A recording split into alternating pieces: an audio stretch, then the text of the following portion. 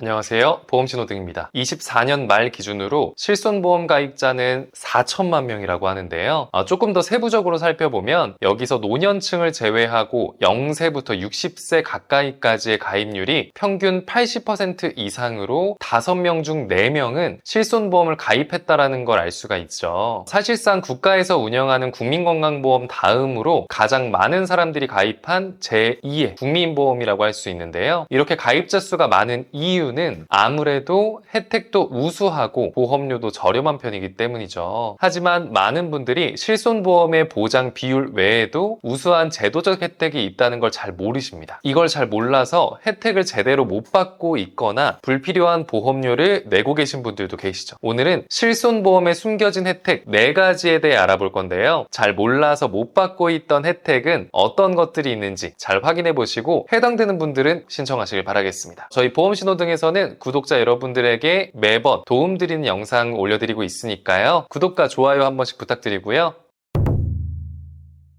실손보험에 숨겨진 혜택 첫 번째는 바로 자기부담금 상한제예요. 우리가 병원에서 진료를 보고 병원비를 계산하고 나면 진료비 영수증이라는 걸 받게 되는데요. 영수증을 자세히 들여다보면 병원비가 급여, 비급여로 나눠져 있는 걸 확인할 수 있습니다. 이 중 급여는 다시 공단 부담금과 본인 부담금으로 나눠져 있죠. 여기서 공단 부담금이라는 건 국가에서 운영하는 국민건강보험공단에서 부담해주는 의료비를 말하고요. 본인 부담금은 전체 급여 의료비 중 공단 부담금을 뺀 나머지 의료비를 말합니다. 그리고 비급여 의료비가 별도 항목으로 빠져 있죠. 실손보험은 여기서 급여 내에 본인 부담금과 비급여 의료비를 보장해주는 보험 상품인데요. 보장해주는 금액은 언제 가입했는지에 따라 차이가 조금 있습니다. 일단 내가 실제로 손해본 의료비에서 일정한 자기부담금을 빼고 돌려주는 방식으로 운영이 되는데 가입 시기별로 얼마의 자기부담금을 공제하는지 정해져 있죠. 일단 가입 시기별 실손 세대 구분은 설계사마다 회사마다 다르게 보고 있는데요. 그래서 저는 금융감독원의 보도 자료를 기준으로 세대 구분을 나눠볼 건데요. 우선 2009년 9월 이전에 가입한 실손 보험을 1세대라고 하고 2009년 10월부터 2017년 3월까지를 2세대, 2017년 4월부터 21년 6월까지는 3세대, 그리고 21년 7월부터 현재까지를 4세대라고 구분합니다. 실손 세대 구분이 중요한 이유는 자기부담률 때문인데요. 일단 1세대의 급여와 비급여 모두 100% 전액 보장해주는 보험이에요. 그리고 2세대부터는 가입한 시점에 따라서 또 자기부담률이 달라지게 되는데요. 일반적으로는 급여는 10%, 비급여는 10%에서 20%를 공제하고 보장합니다. 3세대는 급여는 10%, 비급여는 20%이고 4세대는 급여 20%, 비급여 30%를 공제하게 되죠. 특히 3세대부터는 도수치료와 체외충격파 치료, 비급여 주사제, 증식치료, MRI, MRA를 3대 비급여 항목으로 분류해서 자기부담률을 별도로 30%씩 공제하고 보장해줍니다. 3대 비급여 항목에 대한 보장 비율은 3, 4세대 모두 동일하게 적용하고 있어요. 예를 들어서 의료비로 급여 3천만 원, 비급여 2천만 원을 지출했다고 가정해볼게요. 1세대는 전액 돌려받을 수 있고요. 2세대는 급여 10%를 뺀 2,700만 원, 비급여는 20%를 뺀 1,600만 원, 총 4,300만 원을 돌려받고 3세대도 마찬가지입니다. 그리고 4세대는 급여 20%를 뺀 2,400만 원, 비급여는 30%를 뺀 1,400만 원, 총 3,800만 원을 돌려받게 되죠. 그런데 제가 여러분들에게 한 가지 물어보겠습니다. 1년에 2, 3세대만 해도 300만 원, 400만 원, 합쳐서 700만 원의 자기부담금을 내야 하고 4세대는 600 쳐서 1,200만 원은 자기부담금으로 지출해야 되죠. 이거 보장이 충분하다고 볼 수 있을까요? 1년에 700만 원, 1,200만 원. 사실 이건 단순히 수학적으로만 계산한 수치예요. 정말 저만큼 부담금을 지출해야 한다면 실손보험을 4천만 명이나 가입하지 않았을 거예요. 실제로는 실손보험에 자기부담금 상한제라는 혜택이 적용이 돼서 입원해서 발생한 치료비에 자기부담금이 연간 200만 원을 초과할 경우 그 초과분을 돌려주는 제도인데요. 2009년 8월 이후 2세대 실손보험부터 적용되는 제도예요. 2세대 실손보험의 약관을 보면 자기부담금 10%의 금액이 연간 200을 넘으면 되면 그 초과 금액을 보상한다고 되어 있죠. 물론 자기부담금 상한제가 완전 무결한 혜택은 아니긴 합니다. 200만 원을 초과했다고 전액 무조건 보장해 준 건 아니거든요. 실손보험마다의 보장 한도를 초과하면 또 그 초과분은 내가 납부를 해야 합니다. 그럼 보장 한도가 얼마냐? 실손보험의 입원 의료비 보장 한도는 5천만 원인데요. 내가 총 지출한 의료비가 5천만 원을 넘게 되면 그 금액에 대해서는 사비로 지출을 해야 하는 거죠. 한 가지 또 다른 점은 4세대 실손보험의 경우는 얘기가 달라진다는 겁니다. 4세대 실손보험부터는 자기부담금 상한제가 적용이 되지만 급여 의료비에 대해서만 혜택을 받을 수가 있어요. 그래서 상한제가 적용이 된다면 200만 원만 납부하면 됐을 텐데요. 하지만 4세대는 비급여에는 상한제가 적용이 되지 않으니까 자기부담금 1,200만 원 중 급여는 상한제가 적용돼서 600만 원 중에 200만 원은 비급여는 적용되지 않아서 그대로 600만 원을 내야 한다는 겁니다. 그만큼 4세대 실손보험에서는 이전 세대에 비해 보장이 줄어들었다고 할 수 있는데요. 물론 4세대는 또 4세대만의 장점이 당연히 있습니다. 일단 보험료가 상당히 저렴해요.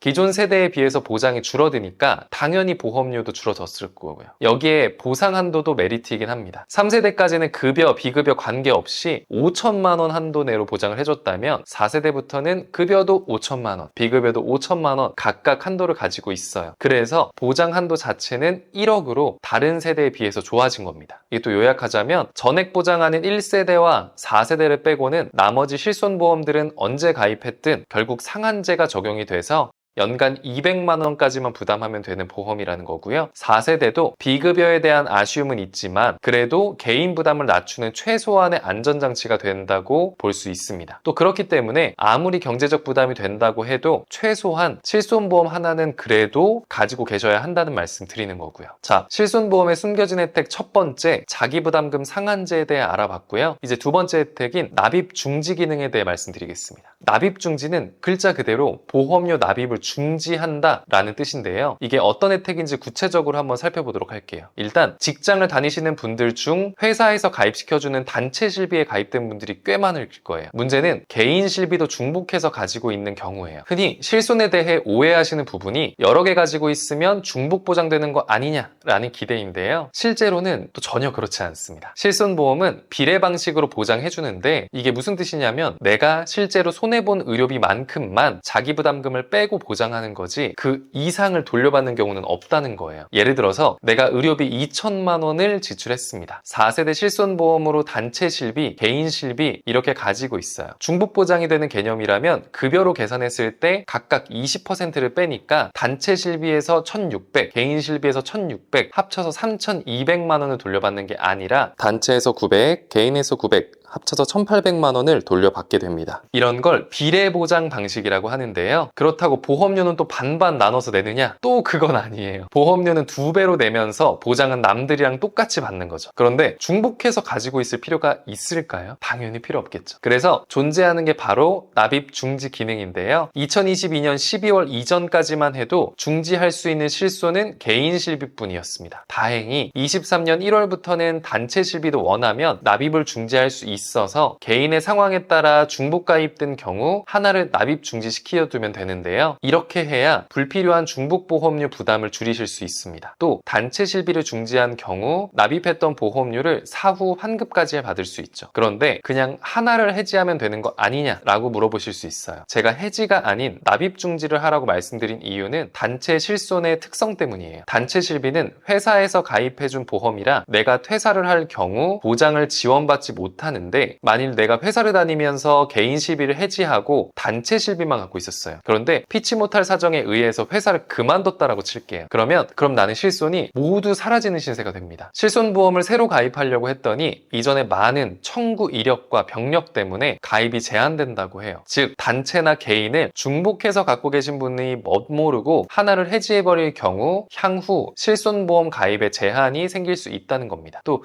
이런 분들도 계실 수 있어요. 단체 실비만 가입 가입되어 있고 개인 실비는 없는 분들 말이죠. 이땐 단체 실비를 개인 실비로 전환할 수 있는 제도가 마련되어 있습니다. 퇴직 전에 개인 실비로 돌려두면 그대로 실손을 쭉 유지할 수 있는 거죠. 다만 모든 사람이 전환되는 건 아니고 단체 실비를 5년 동안 유지하고 종료 1개월 전에 신청해야 합니다. 또 전환 시 직전 5년간 200만 원 이상 보험금을 수령했거나 10대 질병 진단 이력이 있는 경우도 전환이 거절될 수 있어요. 단체에서 개인 실손 전환이 무조건 되는 건 아니라는 거죠. 따라서 단체만 있고 개인 실비가 없는 분은 전환 실손 제도를 활용하셔야 하겠고, 둘 다 가지고 있는 분은 개인 실비를 해지하시지 말고 납입 중지만 시켜두시라는 겁니다. 그렇게 되면 전환 불가 판정을 받아서 단체를 개인으로 전환하지 못할 때 기존에 납입 중지해둔 개인 실비를 되살리면 되니까요. 그리고 이렇게 되살렸을 때 당시에 나와 있는 최신 버전의 실손으로 재계약하는 게 아니라 중지했을 당시 가입해뒀던 세대의 실손으로 되살릴 수가 있습니다. 예를 들어서 내가 2세대 실손으로 납입 중에 중지를 해두고 2030년에 재개를 했다면 그대로 2세대 실손의 혜택을 받을 수가 있는 거죠. 당시에 나온 5, 6세대가 아니라요. 요약하자면 단체만 가지고 있는 분은 퇴직 1개월 전 개인 실비로 전환하시면 되고, 단체 실비와 개인 실비 둘 다 갖고 계신 분은 개인 실비는 납입 중지시켰다가 퇴직 후 재개하거나 단체에서 개인으로 전환이 불가능할 때 납입 중지해둔 개인 실비를 되살리면 된다. 이렇게 개인의 상황에 따라 실손보험에 숨겨진 혜택을 납입 중지 기능을 효율적으로 활용하시면 되겠죠. 단체와 개인 실비를 중복해서 가입하신 분들은 22년 9월 기준으로 무려 150만 명에 달한다고 할 정도로 많아요. 혹시 이 영상을 보고 계신 구독자님에게도 해당되는 이야기일 수 있으니까 꼭 중복 가입자인지 확인해 보시길 바라겠습니다. 이어서 실손보험에 숨겨진 혜택 세 번째는 해외 장기 체류 시 보험료 환급 제도인데요. 본 광고는 심의 기준을 준수하였으며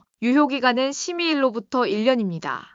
실손보험은 기본적으로 국내 의료기관에서 치료를 받아야 보장해주는 보험이에요. 그래서 해외에서 치료를 받거나 의료비 지출을 했을 땐 보장하지 않는 게 당연하죠. 단 2009년 7월 이전 1세대 실손에서만 해외 의료비를 50%까지 지원해주긴 했었습니다. 이 당시 1세대를 제외한 모든 세대의 실손은 해외 의료비를 지원하지 않았는데요. 그런데 유학이나 해외 주재원으로 장기 체류를 하는 분들 중 괜히 해지를 했다가 국내에 돌아왔을 때 낭패를 볼까 두려워서 보험료를 외국에 따박따박 납부하고 계신 분들이 있습니다. 울며 겨자 먹기로 국내에 돌아올 때를 대비해 보험료만 낭비를 하고 계신 거죠. 이런 분들을 위해 2016년 1월 1일부터 해외 체류자의 경우 실손 보험료 납입을 중지시킬 수 있는 제도가 시작됐습니다. 이 제도는 해외 3개월 이상 체류한 분들은 실손 보험료 납입 중지와 이미 납입한 보험료를 환급해 주는 건데요. 3개월 이상 해외에 체류했다는 사실을 입증하기 위한 출입국 사실 증명서와 여권 사본만 제출하면 간단하게 신청이 가능합니다. 또 실손보험을 가입한 회사에서 해외여행 보험을 가입한 경우엔 실손보험 납입 중지도 가능한데요. 따라서 현지 오랜 기간 외국 출장 중이거나 유학 중인 유학생분들, 또 그런 자녀를 둔 부모님들께서는 꼭 대상이 되는지 확인해 보시길 바라겠습니다. 마지막 실손보험에 숨겨진 혜택은 청구권 소멸시효 3년인데요. 실손보험은 보험금 지급 사유가 발생한 때부터 3년 이내에만 청구하시면 보장받을 수 있습니다. 많은 분들께서 이걸 잘 모르고 병원비 지출을 할 때마다 바로바로 청구하곤 계시는데요. 만약 내가 평생 보험을 완벽하게 준비해서 더 이상의 가입할 이유가 없거나 하는 게 아니라 신규 가입을 앞두거나 리모델링을 고민 중이시라면 실손보험금을 신중히 청구할 필요가 있습니다. 바로 향후 보험 가입에 발목 잡힐 수 있기 때문인데요. 제 친구는 건강 염려증이 있어서 가슴이 조금만 아파도 심장 초음파 검사를 한다거나 복통이 조금만 있어도 대장 내시경을 받는 친구가 있습니다. 결혼을 하고 아이가 생기니 의료비 걱정이 됐는지 제게 보험 가입을 알아봤는데요. 검사 결과에는 아무 이상이 없다고 나왔었지만 바로 보험 심사가 거절됐어요. 이유는 또 간단했는데요. 2년 전 받았던 심장 초음파 이력 때문이었습니다. 특히 본인도 모르고 있었는데 당시 검사에서 보험금 청구를 위해 의사 선생님께서 써줬던 부정맥 의심 소견이 가장 큰 이유였어요. 큰 이상은 아니었지만 이걸 보험금 청구를 하는 바람에 전체 보험사에서 제 친구의 병력사항을 확인할 수 있게 된 거죠. 실제로 우리가 실손보험금 청구를 하게 되면 전체 보험사가 공유하는 전산에 내 청구 이력이 등록되면서 원하든 원치 않든 전체 보험사가 내 병력사항을 파악해 볼 수 있는데요. 문제는 우리가 보험을 가입했을 때 보험사에 내 과거 병력을 알려야 하는 고지사항에 해당하지 않음에도 청구 이력 때문에 발목을 잡히는 억울한 경우가 많습니다. 표준 보험사의 고지사항을 보면 3개월 이내 병원에서 진단 확정 소견, 이상 소견, 입원, 수술, 투약 이력이 있는지, 1년 이내 추가 검사, 재검사 이력이 있는지, 5년 이내 입원, 수술, 계속하여 7일 이상 치료 또는 30일 이상 약 투약 이력이 있는지를 확인하게 됩니다. 여기에 해당되지 않는다면 보험 가입에 큰 제약은 없는데요. 제 친구의 경우는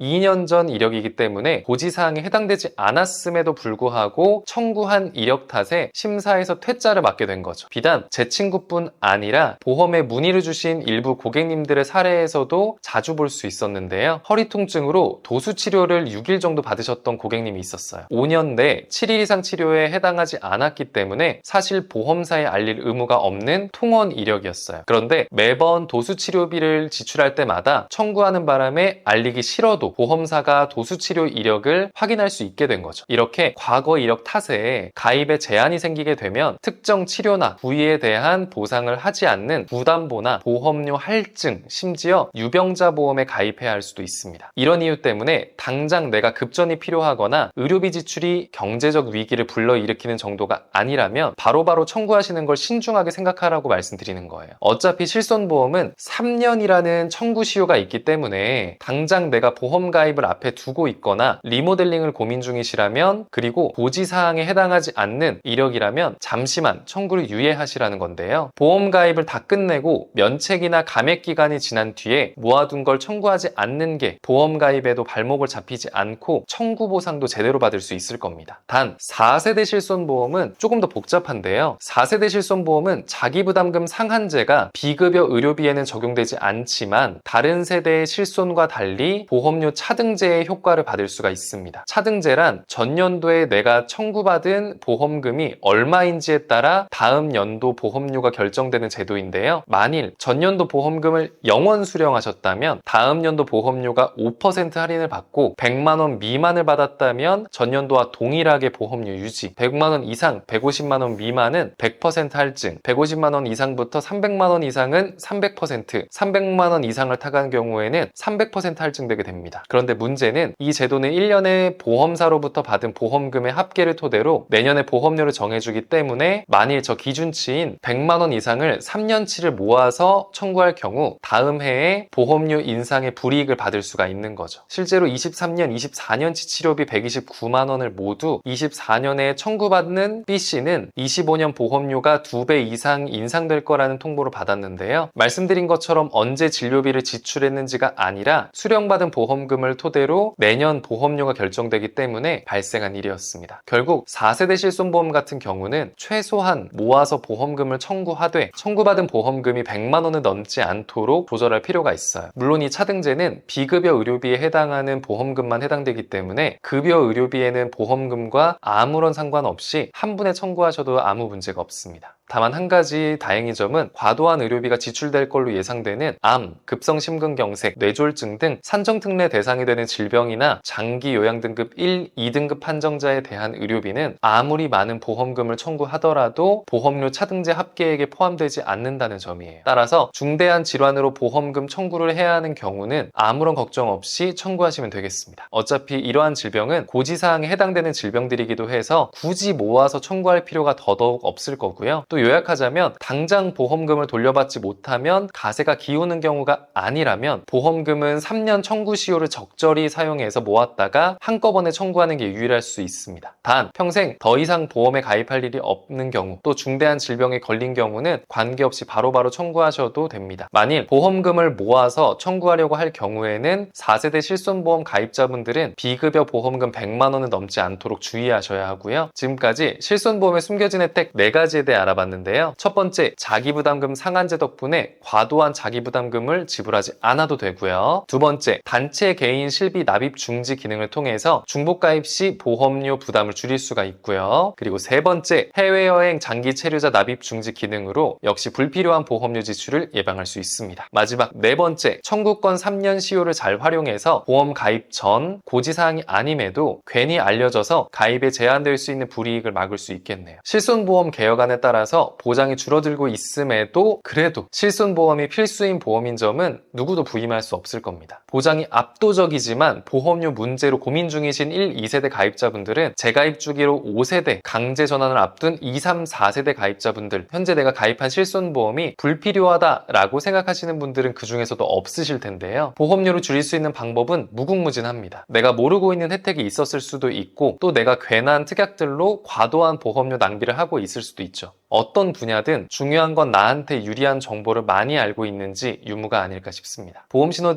유튜브 채널은 보험에 관련한 모든 도움되는 정보 매일매일 올려드리고 있으니까요. 다양한 정보가 필요하신 분은 구독과 좋아요 한 번씩 부탁드리고요. 또 저희는 불필요한 보험료의 부담을 줄이고 최소한의 보험으로 최대한의 든든함을 느끼실 수 있도록 객관적인 통계 자료를 분석해서 한 분 한 분 상황에 맞춘 합리적인 설계를 보장부터 청구 관리까지 도와드리고 있습니다. 보험 가입에 관심이 있으시거나 현재 내가 내고 있는 보험에 대해 점검이 필요하신 분들은 영상에 있는 연락처로 언제든지 연락 주시기 바라겠습니다. 그럼 오늘 실손보험의 숨겨진 혜택에 대한 영상 마무리하도록 하겠습니다. 영상 시청해주셔서 감사합니다.